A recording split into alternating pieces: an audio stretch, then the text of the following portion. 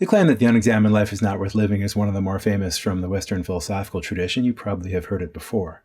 But if you think about it, getting beyond the familiarity and take a closer look at it, I think you might notice that it's pretty controversial.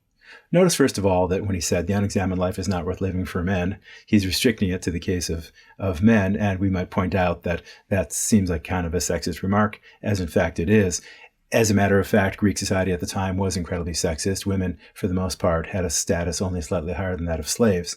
But let's set that aside. That's an important problem, but not a problem that we want to focus on here in this course so much. Let's set that aside for now. We'll come back to issues of bias and prejudice later on. For now, I want to just, let's reformulate that as just the claim that the unexamined life is not worth living and see whether that's really plausible. Well, first of all, we want to get clear on what an examined life actually would be for Socrates and his milieu. As far as I can see, the examined life for Socrates and his friends was primarily a matter of spending as much time as you could engaged in discourse and inquiry about life's most important concepts like justice and virtue, piety, truth, wisdom, knowledge, and the like. That is to say, living an examined life involves primarily spending time with yourself, or even better, with others, engaging in dialogue, trying to get a better sense of what these concepts come to, and thereby, and likewise how we should apply them in our lives. But if that's right, then living a life that does not engage in self-examination seems like it's going to apply to a great many people, and a great many people whose lives seem unproblematic in various ways. So, for example, we can imagine in contemporary thought what it would be to live a life that's not worth living.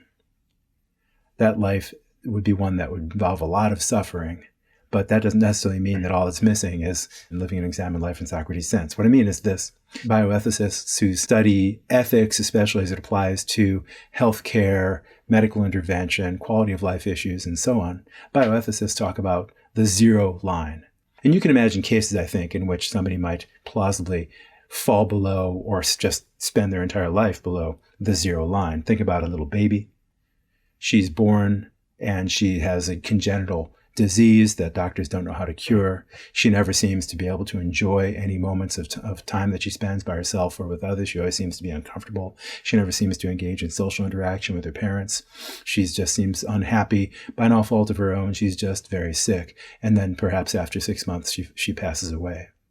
This life of 6 months of suffering, pretty much uninterrupted suffering, we might feel is below the zero line in the sense that some of us might feel, and I don't need to say that all of us would rightly feel this way, but you can understand why somebody would feel that it would be better if she had never been born.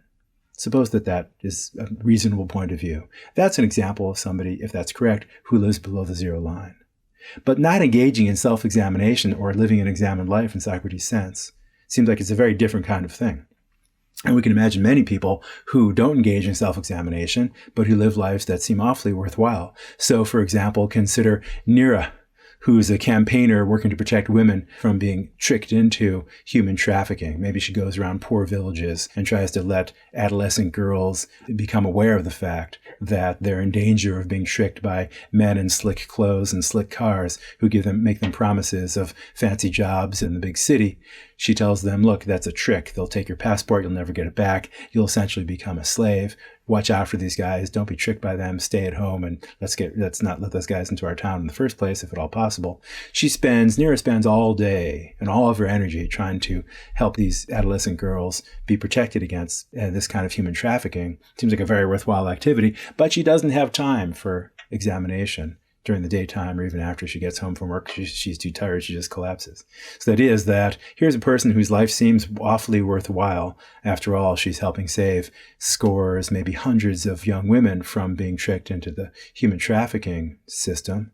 And yet she does not have time for examining the nature of truth or justice, knowledge, wisdom, as the case may be.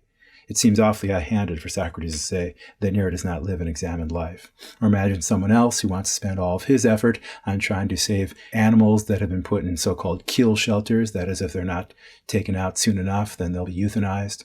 Suppose this other person spends all of his time, as much time as he possibly can, trying to convince potential pet owners to take these animals out of kill shelters and bring them home so that they're not put to death. Seems like a worthwhile activity. Seems like a viable and noble enterprise. And yet he doesn't have time for living an examined life in Socrates' sense either.